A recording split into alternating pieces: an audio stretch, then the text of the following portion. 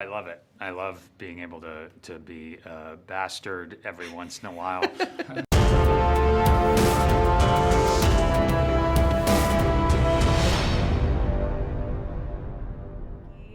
Thank you both so much for taking the time today. Of course. So I saw this at South by, and then I had nightmares for 2 nights. Oh, so no. thank you guys Great. so much So for that. sorry. It was terrifying. Yeah. Watched it like this. Yeah. The whole movie. Scary. It's so scary, but it's so good. Not good. So Adam, what do you Yeah. think it is about Damien and his filmmaking process that allows him to make a movie that is just absolutely terrifying like this? You know, when I first saw Oddity and then read the script for HOKUM, I wanted to know how he does it. I had never seen it before in a movie where someone can just train the camera on an inanimate object and scare the bejesus out of me.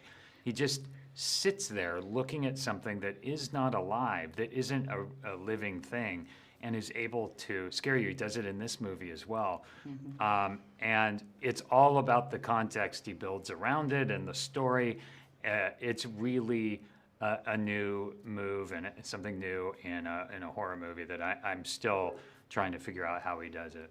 I will say too, though, you in this, because you should hate this character. I should not care about this character. Yeah. I should be like, good, kill him. Don't care Kind of at a all. prick. Yeah, he's kind of a jerk, Yeah. but it works. Okay. And then you do care about him. Yeah. What do you think it is about Adam that made him the perfect choice for this? What was great with Adam was, like I did say that the character, it's going to start this way. He's not very likable. He's probably going to push the audience away, which is so risky for a horror film because, you know, we want them to survive. And the more you care for a character in a horror movie, the scarier the movie is because you want them to, you want them to escape. But Adam was just on board with that straight away. He was like, there was never any discussion about maybe we should make him a little bit gentler, a little bit more approachable. It was just all in. I felt in very safe hands with Adam doing this because I knew that just natural charisma, talent, all of these things that he would still keep the audience on his side, even when he's being very cruel to other characters that he's coming across. So by the end of it, you know, you're back on his side, which you know, it seems to have worked. Yeah, absolutely. For you, how fun was it to get to kind of explore that and play that way? Oh, I love it. I love being able to be a bastard every once in a while. But Damien has also written a complicated character, and there are very real reasons for his behavior. And then getting a chance to write out the story and figure out what those things are was really fun. Yeah, I need to talk about this donkey rabbit face guy. Like, that is the scariest thing. That's literally what gave me nightmares. Yeah. Great. Where did this, you're like, yes, it worked. Where did that idea come from? It was probably going down some rabbit hole, no pun intended, one night on YouTube or something, just watching a lot of old kids' TV shows, and just some of this stuff is like, was this ever appropriate for kids? Like, Yeah. some of it's nightmare fuel, you know, from like the 40s and 50s. And we didn't really have anything like that in Ireland.